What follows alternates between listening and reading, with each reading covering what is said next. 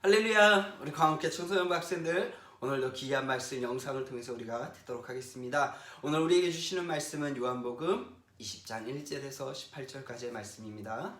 목사님이 봉독해 드리겠습니다. 안식 후 첫날 일찍이 아직 어두울 때에 막달라 마리아가 무덤에 와서 돌이 무덤에서 옮겨진 것을 보고 시몬 베드로와 예수께서 사랑하시던 그 다른 제자에게 달려가서 말하되, 사람들이 주님을 무덤에서 가져다가 어디 두었는지 우리가 알지 못하겠다 하니, 베드로와 그 다른 제자가 나가서 무덤으로 갈새 둘이 같이 다름질 하더니 그 다른 제자가 베드로보다 더 빨리 달려가서 무덤에 이르러 구부려 세마포 놓인 것을 보았으나 들어가지는 아니하였더니, 시몬 베드로는 따라와서 무덤에 들어가 보니 세마포가 놓였고 또 머리를 쌌던 수건은 세마포와 함께 놓이지 않고 딴 곳에 쌌던 대로 놓여 있더라. 그때야 무덤에 갔던 그 다른 제자도 들어가 보고 믿더라. 그들은 성경에 그가 죽은 자 가운데서 다시 살아나야 하리라 하신 말씀을 아직 알지 못하더라. 이에 두 제자가 자기들의 집으로 돌아가니라. 마리아는 무덤 밖에 서서 울고 있더니 울면서 구부려 무덤 안을 들여다보니 흰옷 입은 두 천사가 예수의 시체 누였던 곳에 하나는 머리편에 하나는 발편에 앉았더라. 천사들이 이르되, 여자여 어찌하여 우느냐? 이르되, 사람들이 내 주님을 옮겨다가 어디 두었는지 내가 알지 못함이니이다. 이 말을 하고 돌이켜 예수께서 서 계신 것을 보았으나 예수이신지를 알지 못하더라. 예수께서 이르시되, 여자여 어찌하여 울며 누구를 찾느냐 하시니, 마리아는 그가 동산지기인 줄 알고 이르되, 주여, 당신이 옮겼거든 어디 두었는지 내게 이르소서. 그리하면 내가 가져가리이다. 예수께서 마리아야 하시거늘 마리아가 돌이켜 히브리 말로 라보니 하니, 이는 선생님이라는 말이라. 예수께서 이르시되, 나를 붙들지 말라. 내가 아직 아버지께로 올라가지 아니하였노라. 너는 내 형제들에게 가서 이르되, 내가 내 아버지 곧 너희 아버지 내 하나님 곧 너희 하나님께로 올라간다 하라 하시니, 막달라 마리아가 가서 제자들에게 내가 주를 보았다 하고 또 주께서 자기에게 이렇게 말씀하셨다 이르니라. 아멘. 여러분, 예수님께서 부활하셨습니다. 오늘 요한복음 20장 1절에서 18절 말씀을 통해서 부활하신 예수님을 만나자라는 제목으로 귀한 말씀 전해드립니다. 여러분, 키워드라고 하는 단어를 알고 있습니까? 어떤 중요한 내용을 요약한 핵심 단어입니다. 이 키워드는 사건이나 또는 대상을 생각했을 때 가장 먼저 떠오르는 그런 단어이기도 합니다. 오늘이 무슨 날이죠? 예수님께서 부활하신 부활절이에요. 그렇다면 여러분, 이 부활절 하면 가장 먼저 떠오르는 단어가 뭐가 있을까요? 삶은 달걀, 이 단어가 떠오르지 않나요? 맞아요. 삶은 달걀이 부활절의 키워드이기도 합니다. 많은 사람들이 부활절 하면 예수님께서 부활하신 날로 알고는 있지만 이 날을 교회에서 계란 나눠주는 날로 인식을 하고 있기도 해요. 왜냐하면 사람들에게 부활절의 키워드가 삶은 달걀이기도 하기 때문에 그렇습니다. 2000년 전에 예수님께서 이 땅에 오셔서 십자가의 고난을 당하시고 그리고 부활하셨지만, 오늘날의 시대는 이미 삶은 달걀과 칸타타와 같은 퍼포먼스로 가려져 있기 때문에 사람들이 부활절 하면 예수님의 고난 당하시고 부활하심보다는 삶은 달걀과 같은 그런 키워드를 먼저 떠올리게 되는 것 아닌가 생각이 듭니다. 하지만 우리들은 예수님의 부활하신 사건에 대해서 바르게 이해할 수 있어야 할 것입니다. 예수님은 제자들과 함께 지내시면서 여러 차례에 걸쳐서 죽임을 당하실 것과 부활하실 것에 대해서 말씀해 주셨어요. 그런데 제자들은 당시에 예수님께서 하셨던 그 말씀들을 무슨 뜻인지 이해하지 못했어요. 그래서 결국 진짜로 예수님이 늘 말씀하셨던 대로 잡혀가시고 죽임을 당하시 어떻게 했죠? 그들이 전에 살던 곳으로 뿔뿔이 다 흩어져 버리고 말았습니다. 그리고는 좌절과 낙담에 빠져 있었어요. 예수님께서 돌아가시기 전에 제자들은 직접 예수님께서 행하시는 그런 여러 기적들을 보면서 예수님이 이 땅에 왕으로 오셔서 로마의 압제를 다 물리치시고 이스라엘의 진정한 왕이 되실 것에 대한 기대감을 갖고 있었어요. 그래서 그분께서 왕이 되시면 자신들에게 좋은 관직 하나씩 내려주실 것에 대한 기대감이 굉장히 컸습니다. 이런 인간적인 생각을 앞세운 채 예수님을 쫓았기 때문에 제자들은 예수님께서 영적인 말씀들을 하실 때 깨달을 수가 없었던 거예요. 그리고 결국에는 예수님이 돌아가시고 난 후에 말 그대로 그들이 멘탈이 붕괴되었기 때문에 결국에는 흩어지고 말았던 것입니다. 그런데 여러분, 예수님이 부활하셨어요? 안 하셨어요?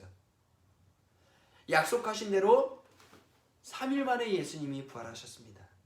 그리고 우리가 오늘 본문에서 다 읽지는 않았지만 가장 먼저 막달라 마리아에게 나타나셨어요. 이 여인이 누굴까요? 누가복음 8장 2절에 7 귀신 들렸다가 고침받은 여인으로 소개되고 있습니다. 이 막달라 마리아는 예수님으로부터 고침을 받고 난 후에 예수님을 따르면서 그의 사역을 도왔던 여인이에요. 그리고 이 마리아는 예수님이 붙잡히시자 모든 제자들이 다 도망쳤음에도 불구하고 끝까지 예수님의 곁에서 예수님의 죽음을 지켰던 여인으로 소개되고 있습니다. 결국 이 여인이 부활하신 예수님을 가장 처음 만나는 그런 영광을 누리게 됩니다. 그리고 그 부활하신 소식을 제자들에게 가서 전하기도 합니다. 그리고 이튿날에 예수님은 제자들이 모인 곳에 나타나셔서 직접 창에 찔린 허리와 못이 박혔던 손과 발을 보여주시면서 이 부활하신 사실을 몸소 보여주셨어요. 그리고 당시에 그 자리에 없었던 도마가 예수님의 부활의 소식을 의심할 때에 다시 찾아오셔서 부활의 소식을 전해주시기도 하셨습니다. 이때부터 제자들의 삶이 변화되기 시작했어요. 이전까지는 3년의 시간 동안 예수님을 따라다녔음에도 불구하고 예수님이 하시는 말씀들을 이해하지 못했었습니다. 마태복음 16장 24절에서 예수님께서 하셨던 이에 예수께서 제자들에게 이르시되 누구든지 나를 따라오려거든 자기를 부인하고 자기 십자가를 지고 나를 따를 것이니라, 이 말씀의 뜻을 깨닫지 못했지만 부활하신 예수님을 만나고 난 후에 자기 십자가를 지는 것이 무엇인지 깨닫게 되었던 것입니다. 그 다음 엠마오로 가던 두 제자들과 고향으로 돌아가 밤새 그물질하던 제자들에게도 나타나셨습니다. 그리고 그들이 부활하신 예수님을 만나고 난 후에 더 이상 과거의 삶으로 돌아가지 않았어요.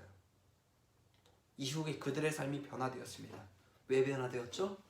부활하신 예수님을 만나고 난 후에 여태까지 경험해보지 못했던 새로운 세상이 있다는 것을 그들이 깨달았기 때문이에요.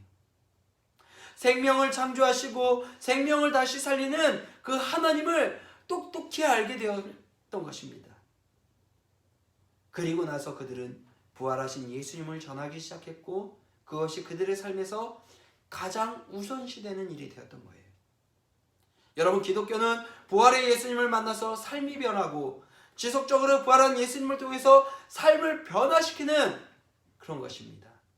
이것이 기독교의 시작이고 기독교를 지탱하는 원동력이에요. 그런데 여러분들은 지금 그 부활하신 예수님을 만나서 살고 있습니까? 예수님이 우리를 위해서 사망의 권세를 이기고 부활하셨기 때문에 우리에게도 이 부활의 생명력이 있어야 하는 것입니다. 만약에 우리에게 이 부활의 생명력이 없다면 우리는 부활하신 예수님을 알지 못하는 것이고 오로지 형식만이 남은 부활절로 만드는 일이 되어버리고 마는 것입니다. 여러분, 삶은 달걀만 나눠주는 것이 아니라 부활한 예수님을 만나서 우리의 삶이 변화될 수 있어야만 합니다. 이것이 진정한 부활절의 의미예요. 단순히 예수님이 부활하셨다라고 하는 것을 내가 문자적으로 머리로만 알고 넘어간다면 그것은 3년간 그저 자기 생각만 하면서 예수님을 쫓았던 제자들의 모습과 전혀 다를 바가 없는 거예요. 하지만 부활한 예수님을 만났다면 우리의 삶은 변화되어 있어야겠죠. 사랑하는 광교회 청소년부 학생들, 여러분들이 모두 부활하신 예수님을 진정으로 만나길 바랍니다. 그리고 제자들과 같이 부활의 소식을 전할 수 있기를 바랍니다. 이것이 바로 부활하신 예수님을 만난 자들의 모습이 되는 것이에요. 여러분들이 부활하신 예수님을 만남으로 인해서 그 삶이 제자들과 같이 다시 한번 변화되어 살아갈 수 있는 그런 주님의 자녀들이 될 수 있기를 간절히 소망합니다. 함께 기도하겠습니다. 고맙고 사랑이 많으신 하나님, 감사합니다. 우리를 위해서 아들을 보내사 십자가에서 생명을 내어주시고 우리를 죄악에서 건져주심을 감사합니다. 예수님께서 십자가에서 부활하셨기에 우리에게도 새 생명을 얻을 소망이 있음을 고백합니다. 다시 한번 주님의 부활하심에 감사하며 세상적 문화에 젖어들지 아니하며 우리를 위해 생명을 내어주시고 승리하셨음을 기억하면서 우리 또한 부활하신 예수님을 만나 참 평안과 기쁨을 누릴 수 있게 하여 주시옵소서. 온라인 개학이 시작되는 시점에서 가르치는 선생님들과 우리 학생들에게 지혜를 허락하셔서 학사 일정을 진행하는 데 어려움 없게 하여 주시고 속히 바이러스가 진정되고 백신이 개발되어서 이전과 같은 평안을 누릴 수 있게 하여 주시옵소서. 감사드리며 예수님의 이름으로 기도드립니다. 아멘.